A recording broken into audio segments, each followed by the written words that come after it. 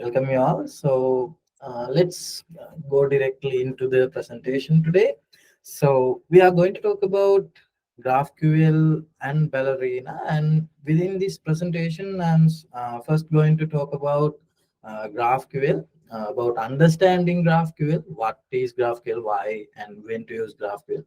Then we are going to talk about how to simplify your GraphQL development in Ballerina and some of the best practices for maintainable GraphQL APIs when you're writing a GraphQL API. And as Ashwini mentioned, we have a Q&A session afterwards. Um, let's check it out. To understand GraphQL, we are going to answer the three questions: what, why, and when. First question is, what is GraphQL? As per the GraphQL Foundation's definition, GraphQL is a query language and a runtime for APIs. So basically, what GraphQL provides is a query language to query your APIs, and it also defines how a GraphQL API should behave using a GraphQL specification.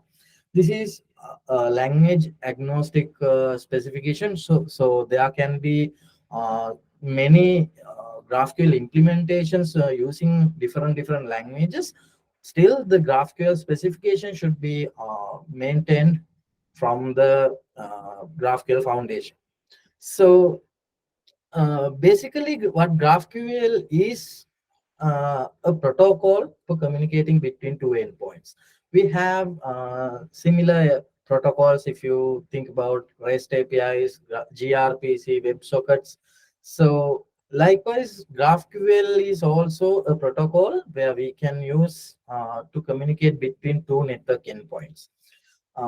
In GraphQL, we are defining the API using a GraphQL schema. Uh, if we compare it with REST, in REST APIs, we have the Open API specification, but there are some discrepancies in Open API specifications, and there are some issues when you try to work with Open API specifications because of the different implementations of different APIs. But in GraphQL, the schema is well defined and it should be based on the GraphQL query language, SDL language. So, in that sense, GraphQL provides a robust way to define your schema. And in GraphQL, we have three main operations. We call them queries, mutations, and subscriptions. If you think about REST APIs, we have multiple HTTP verbs to uh, perform multiple operations. In GraphQL, we have just three operations, what we call queries, mutations, and subscriptions. So the queries are for reading data, basically. If you want to just read the data from your API, you use queries. And then if you want to write data or mutate data on the your API, you can use mutations. Subscriptions are used for continuously retrieving data. We can talk about them later. So now we have an understanding about what is GraphQL, and then we can answer the question, why is GraphQL invented, or why is GraphQL is there.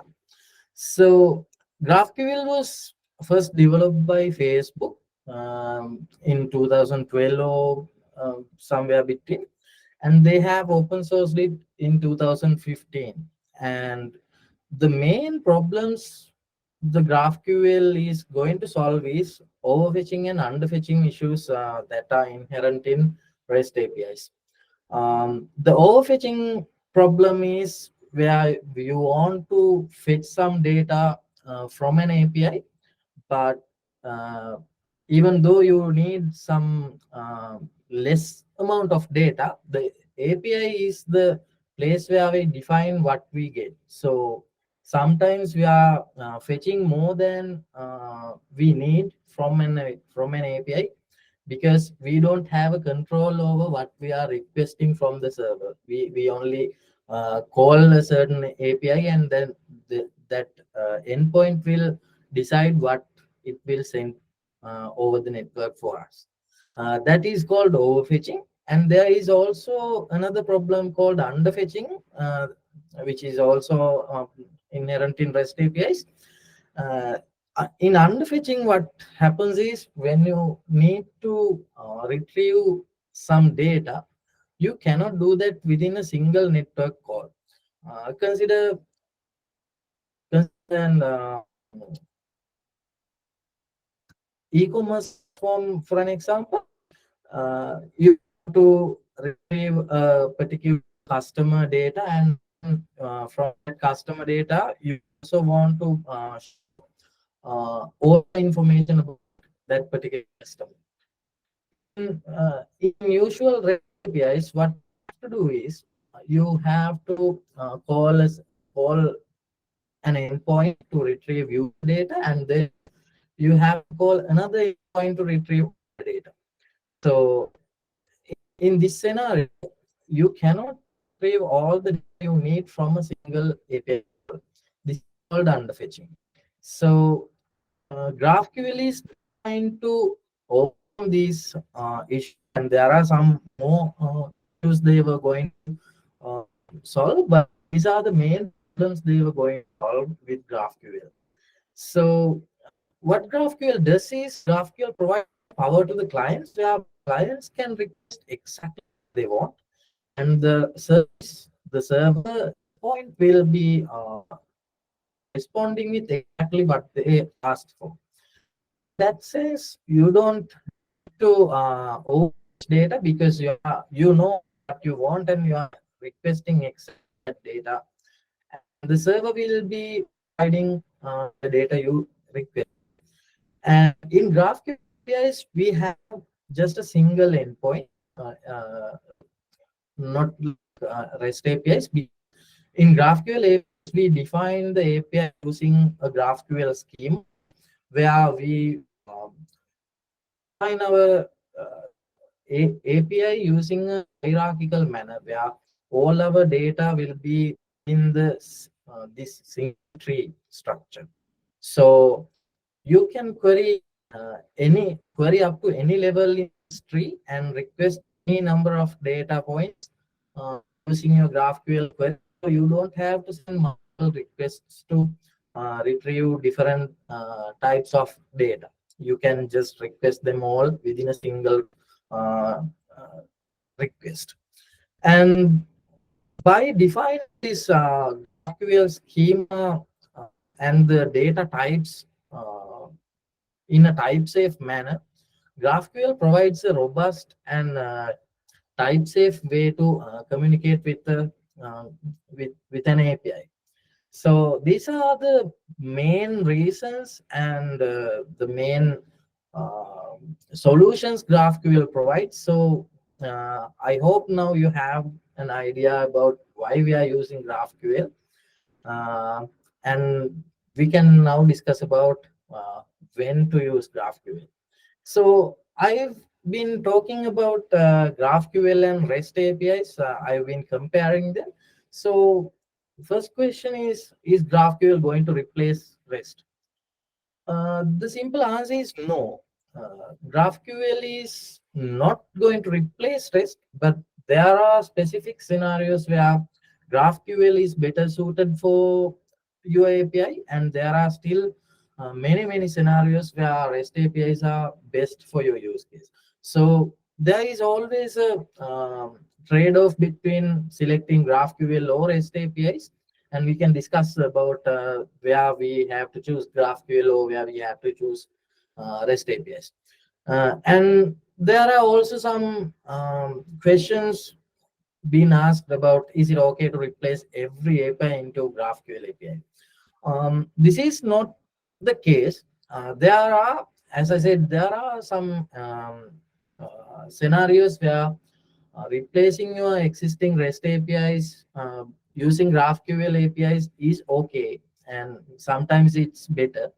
But still, there are places you don't have to do that, because uh, rewriting your API using GraphQL for the sake of moving into GraphQL does not make any sense in some cases.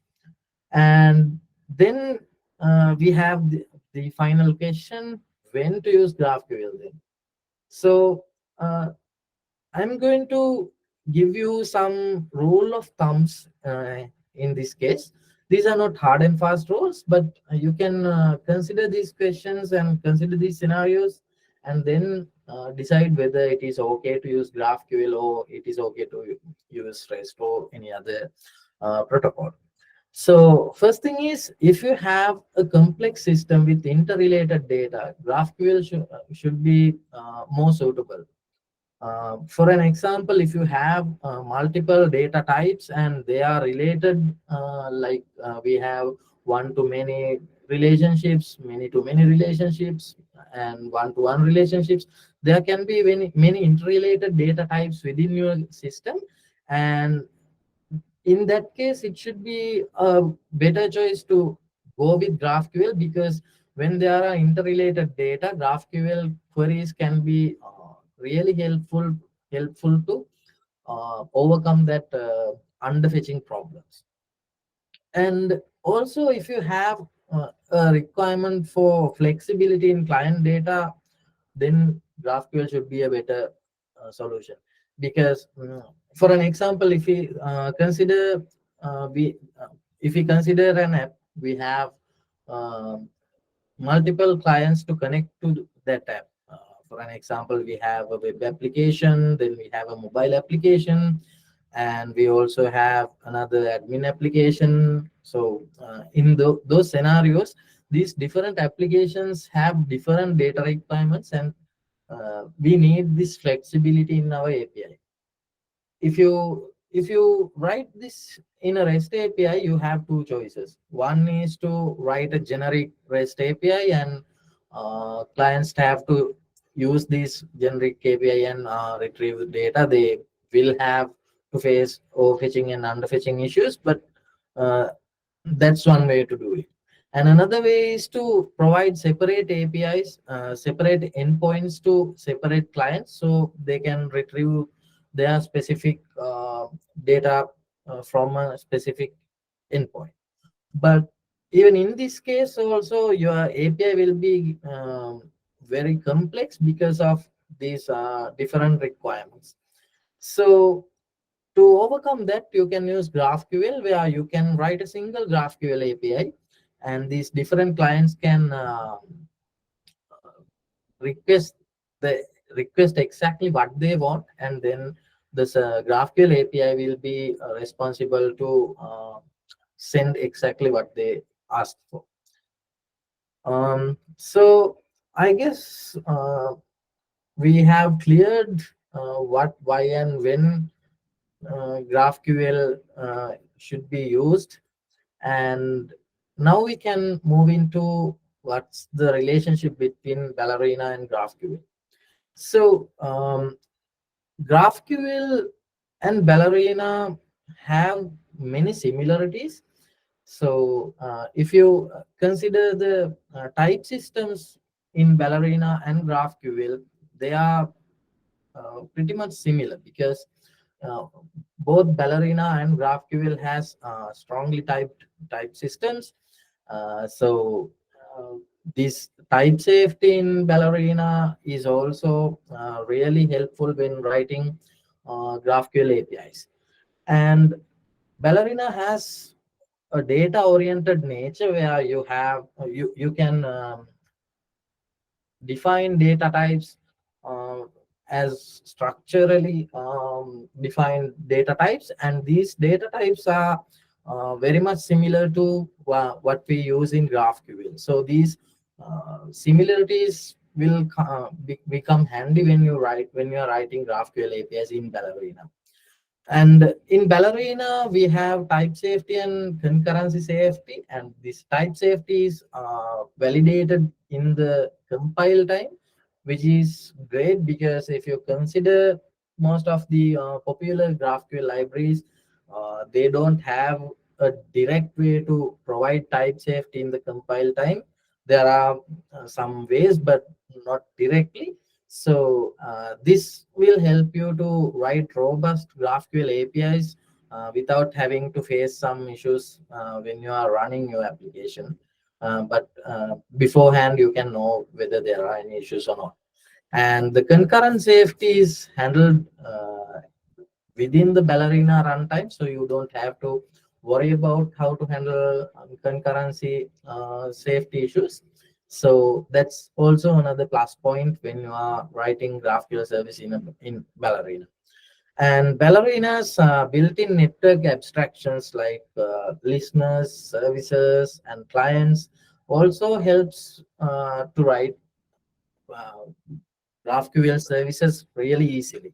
So these are the main benefits when you are writing GraphQL service in Ballerina, and there are also um, some GraphQL specific benefits, GraphQL specific features in Ballerina that helps you to write GraphQL APIs in Ballerina. Uh, if we discuss about those things, first thing is Ballerina comes with a GraphQL visual designer and also GraphQL command line interface. Both these tools helps you to design and develop your GraphQL API using Ballerina. So when it comes to write GraphQL APIs, there are two approaches. First thing is the code first approach, where you are writing your code and then generate the GraphQL schema using that code. And there's also the schema first approach, where you write your schema first and then move into code. So Ballerina supports both these approaches. If you are if you are using code first approach, you can write your GraphQL API, and then the Ballerina GraphQL CLI tool will help you to generate the GraphQL schema using your code. And if you have a GraphQL schema, then you can use the GraphQL CLI tool to generate the Ballerina service stuff and then write your business logic inside the generated code using the GraphQL CLI tool. So uh, as Ballerina supports both these approaches, it will be a great asset to have when you are writing a GraphQL APIs. And Ballerina also supports subscriptions out of the box. If you compare with some popular libraries or frameworks that helps to write GraphQL APIs, most of them doesn't support subscriptions out of the books. You may have to use third party libraries, so you have to do some hacking maybe. But in Ballerina you don't have to do that. Subscriptions are supported by default, and you don't have to use any other third party libraries for that. And Ballerina GraphQL package also comes with a built-in graphical client, which is helpful when you are developing your GraphQL API locally and testing it. So that's also a handy tool to have in your toolchain. And Ballerina GraphQL package supports data load and server-side caching for optimize the performance of your API. And also Ballerina comes with the comprehensive security features. There are multiple libraries within Ballerina library where you can use to secure your APIs. So these all these features together makes it a great option to write GraphQL APIs using Ballerina. This is a sample service. I just wanted to show how simple it is to write a GraphQL service using Ballerina. This is a simple GraphQL service where you have just one field in your GraphQL query, greeting, and it will return hello world. So if you compare this with any other language, you cannot write GraphQL services like this simple. Uh, okay. So now we can talk about some best practices when we writing GraphQL services. First thing is avoid versioning. GraphQL specification is very much opinionated about versioning. So, uh, we, as we know, most of the APIs have their own versioning system. So, if you are doing some changes, you have to use another version of the same API. But in GraphQL, they ask you to not version your GraphQL API, but to use GraphQL's deprecation support, and also the uh, client-centric nature of GraphQL, where clients can request exactly what they want. So in that sense, you can introduce backward compatible changes to your API without using versioning in your GraphQL API. And nullability is also another best practice, where in GraphQL, when you define a type is always nullable until explicitly mentioned. So when you write a GraphQL service, it is advised to use nullable types, because if you use non-nullable types, the non-nullable, if there is an error when you have a non-nullable field, then that error might cause or your whole response to become null, which is not a good practice in GraphQL, because in GraphQL you can send partial responses with errors. And let's say you have 5 fields requested from the GraphQL service, and service can return you 4 fields, and one field can uh, cause an error. In that case, uh, the correct 4 fields will be returned as data, and you will be getting another error separately for that erroneous field. So if you have not used non-nullable, if you have used non-nullable fields, this would not happen, and your complete response would be null. So to avoid these scenarios, it is advised to maintain nullability in your APIs. And always try to use batching and caching in your GraphQL APIs. This is because, as we mentioned, there are some inherent problems in REST APIs. GraphQL is no different, and GraphQL also have an inherent problem called n+1 problem, where if you have n number of uh, data, then you have to send n+1 request to your backend to retrieve all the data. You can read about this more in internet. I guess there are so many articles written around this certain topic. And to avoid this, we can use batching and caching, and Ballerina comes with an inbuilt data loader support just for avoid this problem. And also, GraphQL Federation is another hot topic, where it is advised to uh, break your GraphQL API into smaller parts and use GraphQL Federation to expose them as a single API. GraphQL Federation is also supported in Ballerina. You can read more about GraphQL Federation. We have multiple articles and some examples as well.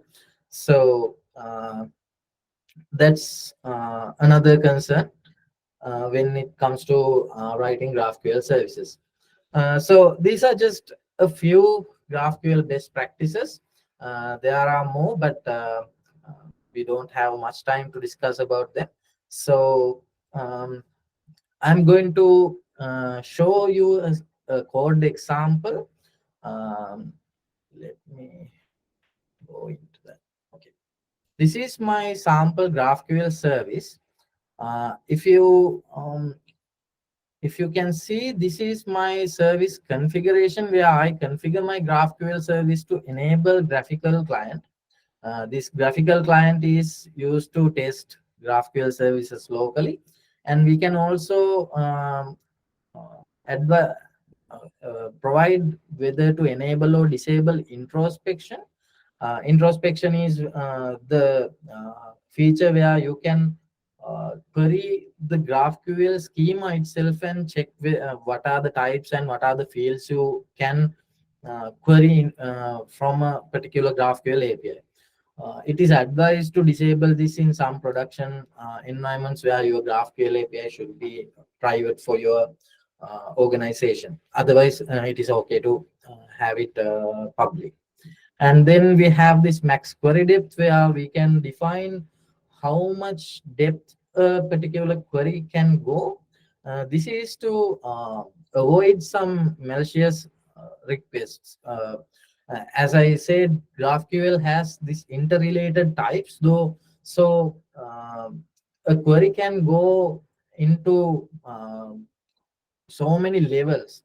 So a malicious practitioner can send you a request with so many levels where your GraphQL API will be exhausted while trying to run that query. So in that case, we can define a max query depth where if a, particular request has more than the mentioned number of depth, then the request will be invalidated without further processing. And there are some context init function. I'm not going to discuss that here because we don't have much time. And we have enabled caching here, the server-side caching. It's just adding this configuration should be enough to enable caching. And this is my GraphQL service, and I have written a service and attached it to a GraphQL listener using port number 9090. And inside my service, I have multiple resource functions. These resource functions are part of the GraphQL query type. So we have this movies field where you can retrieve all the movies in this database. Um, I think I forget to mention this is an example movie review database where you can add movies or review movies and retrieve data about particular movies. So, okay. So this is for movies, and we have also users. And if you want to retrieve users, that particular user should have some sort of uh, authorization mechanism. So to do that, we have used an interceptor here. These interceptors will be authenticating and authorizing users to retrieve data from certain fields. And we also have the directors of the movies, and we also have another field to get retrieve a single director providing an ID. And we also have some mutations to uh, represent mutations in Ballerina. We use remote functions. So we have add review function, and then we have add movie function and add director function. Likewise, I have multiple APIs, multiple fields in our GraphQL API. And I have defined separate types here. I have my movie type and director type, user type. Likewise, I have multiple types. And if you notice, I have added this documentation, the Ballerina documentation into my types. And when you generating the GraphQL schema, these documentation will be converted into GraphQL documentation. So you don't have to separately do documentation for your API. It will be part of your code. And I also have used some data loaders in here. For an example, when you are loading director, uh, loading directors from a movie, we have used a data loader function and load directors at once. So um, I think this is it. I'm going to just run this and show you how to access this using our inbuilt graphical client. So when you are enabling your graphical client here. It will be up and running when you are running your GraphQL service. So I have this log in my terminal where it will run the graphical tool. Um, so this is my graphical tool. It will be opening in a separate web browser tab, and I have some predefined queries here. Let me just run it. Okay. So this is my response. So as I mentioned, in GraphQL, you can request exactly what you want, and the server will respond with exactly what you ask for.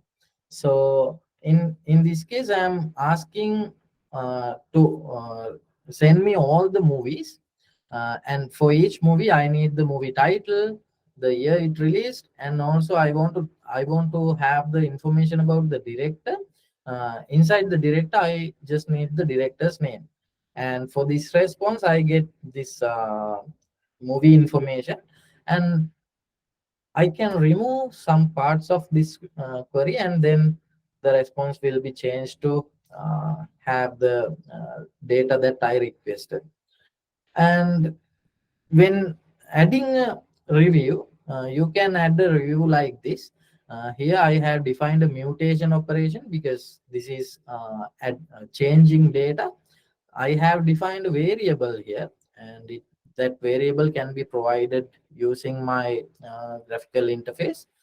And I also have to send a user ID here. So I am just sending a sample user ID, and I can send a review.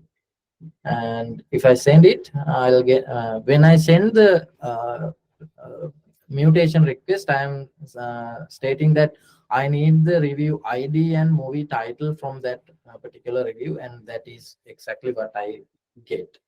So there's also this get users resource where we are requesting all the user data. But in this case, we have this user email, and this shouldn't be accessible by all the users. So what we have done here is in a user, we have used this admin auth interceptor, where this interceptor will be checking whether that user have the admin role. Otherwise it will not send you the requested data. So to demonstrate that, let me use a separate user ID where we don't have that permission. And in that case, we have this authorization error, insufficient permissions. But as I mentioned, if we maintain the nullability, we have retrieved this partial data where we don't have access to retrieve the email, but still we get the names of our users. So we can use that information in our client. So likewise, maintaining nullability is nice to have feature, and it should be a best practice when you write a GraphQL API. And I also wanted to show how you can retrieve director information here. And now, as I mentioned, we can have very deep queries here, where uh, people can use to exploit it to make our GraphQL service unresponsive. Let's see.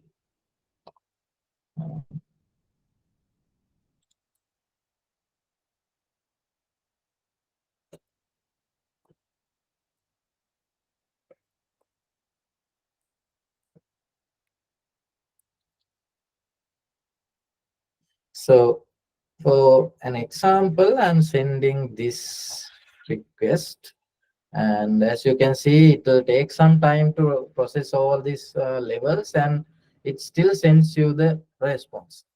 To avoid this kind of malicious queries, what we can do is we can define our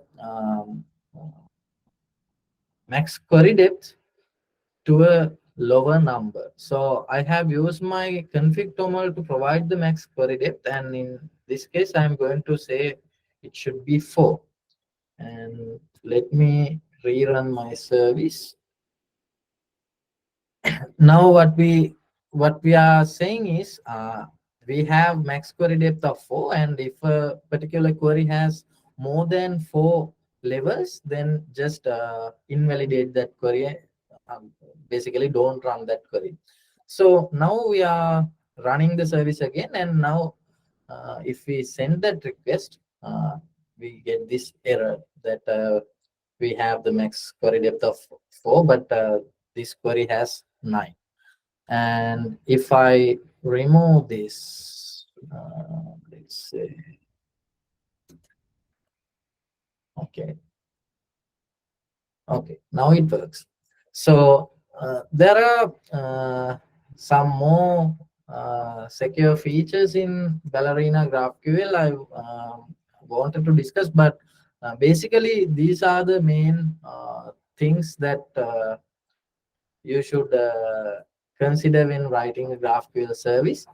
And I hope I have used my time more than I had to. Anyways, that's it. Ashwin? Right. Thanks a lot, Thisaru. That was a great presentation. So if there are any questions from anyone, you can either unmute and ask Thisaru yourself, or you can just pop them in the chat box. So yeah, just opening up the flow for questions. Hi, can you all hear me? Yes. Yeah, just one question. So let's say we have a record. Let's say we have a student record, and there are fields like ID, student name, and subjects he has enrolled.